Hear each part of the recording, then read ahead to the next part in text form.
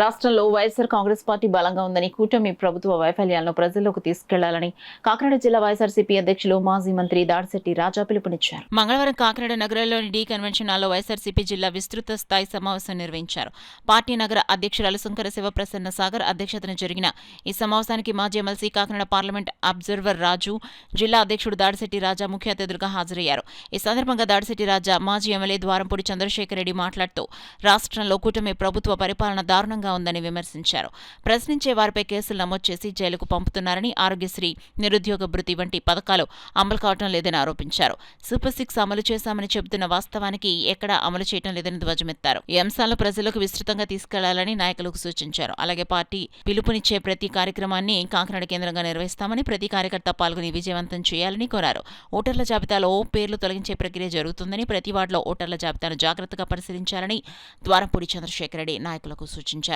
ఈ సమావేశంలో పార్టీ నాయకులు విపర్తి వేణుగోపాల్, రాగిరెడ్డి, చంద్రకళాదీప్తి, సుంకర శివప్రసన్న సాగర్ తదితరులు అనుబంధ విభాగాల కన్వీనర్లు పాల్గొన్నారు.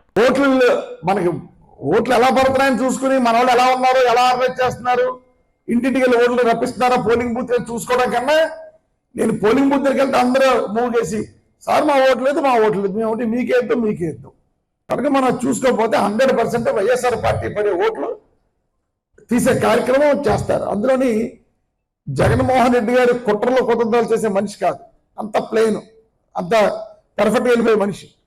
కానీ ఇటుపక్క లోకేష్, చంద్రబాబు నాయుడు కుట్రలో కుతంత్రాలు చేసే వ్యక్తులు. సో యథారాజా తదా ప్రజా అన్నట్టు చంద్రబాబు నాయుడు లైన్లో లోకేష్ అలాగే పనిచేస్తున్నాడు.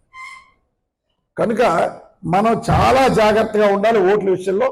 ఇప్పటి నుంచి కూడా మన మెయిన్ లీడర్స్ ఎవరైతే ఎక్స్కార్పులు ఉన్నారో వాళ్ళకి కొంచెం అనుభవం ఎక్కువ ఈ ఓటర్ లిస్ట్ మేనేజ్మెంట్ చేయడంలో. సో బాగా అబ్జర్వ్ చేసుకోవాలని చెప్పేసి నేను ఈ యొక్క వార్డులో ఉన్నటువంటి పెద్దలందరికీ తెలియజేయడం జరుగుతుంది. సో కనుక అందరూ యాక్టివ్గా ఉండాలి. ఏ ఉద్యమం అయినా కూడా మన పార్టిసిపేషన్, ముఖ్యంగా కాకినాడ సిటీ నుంచి హెడ్ క్వార్టర్స్ కాబట్టి మన పార్టిసిపేషన్ ఎక్కువగా ఉంటూ మీకు పనులు ఉంటాయి. కానీ పార్టీ కోసం ఉద్యమం ఉన్న రోజు 1-2 గంటలు కేటాయించారు.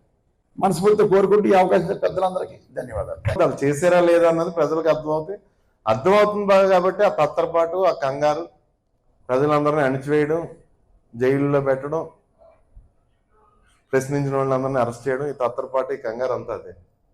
వైఎస్ఆర్ కాంగ్రెస్ పార్టీ ఈరోజు రాష్ట్రంలో చాలా బలంగా ఉంది, చాలా స్ట్రాంగ్గా ఉంది, మామూలుగా కాదు.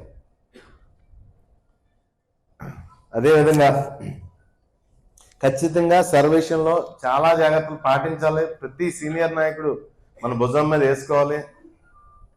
మోసపోయిన ప్రతి వర్గాన్ని చేరదీయాలి. ముఖ్యంగా ఇక్కడ మహిళలు అందరూ కూడా, యువత దారుణంగా మోసపోయింది, చాలా దారుణంగా. నిరుద్యోగులకి 3,000 నిరుద్యోగ భృతి అంటున్నారు, ₹1 ఎవరికి ఇవ్వలేదు. అదేవిధంగా జగన్ గారు ఉన్నప్పుడు విద్యా దీవెన, వసతి దీవెన, ఖచ్చితంగా ప్రతి కుటుంబానికి 50,000 నుంచి ₹1,00,000 ఈ 2 సంవత్సరాల్లోనూ విద్యా దీవెన ద్వారా, వసతి దీవెన ద్వారా లబ్ధి చేకూరింది. అదేం లేదు.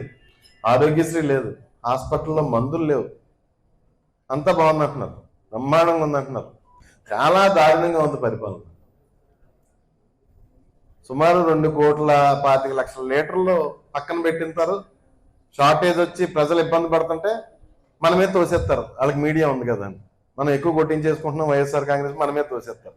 ఏంట్రా అని పేపర్లతో సహా తీస్తే వాళ్ళ నిర్వాకాలన్నీ బయటపడతాయి.